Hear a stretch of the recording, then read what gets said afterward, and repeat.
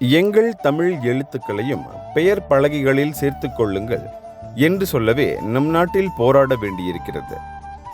ஏன் தமிழை வளர்க்க வேண்டிய எத்தனையோ தமிழ் பள்ளிகள் இதுவரை மூடப்பட்டுவிட்டன. சில தமிழர்கள் தமிழை பேசுவதை தவிர்த்து வருகிறார்கள். எனினும் தமிழ் ஊடகமான நாங்கள் தமிழுக்கு ஆற்றுகின்ற கடுமையான பணியை தொடர்ந்தும் செய்துதான் வருகிறோம். பத்திரிகைகளும் சோர்ந்துவிட்டால் தமிழை எங்குதான் பார்ப்பது? எனவேதான் இந்த இணைய யுகத்திலும் ஏஐயின் அசுர வளர்ச்சியும் மக்கள் ஓசையான நாங்கள் தமிழை அடுத்தடுத்த சந்ததிக்கும் கொண்டு செல்ல முனைப்புடன் செயல்படுகிறோம். தமிழ் பேசும்போதே உதடுகள் அழகு பெறும். தமிழ் மொழி போல இனிதான மொழியொன்று இருக்கிறதா என்ன?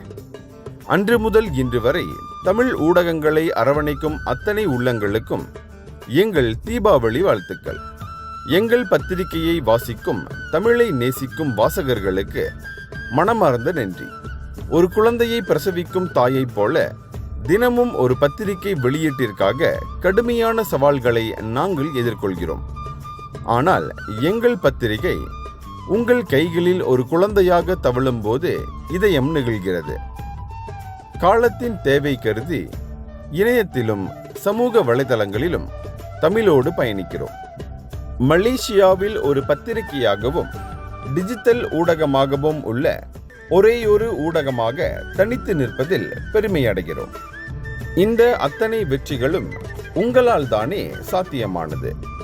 அனைவருக்கும் மக்கள் ஓசை இயக்குனர் டத்தோ கோபாலகிருஷ்ணன் மற்றும் குடும்பத்தினர் இணைந்து தீபாவளி வாழ்த்துக்களை தெரிவித்துக் கொள்கிறோம்.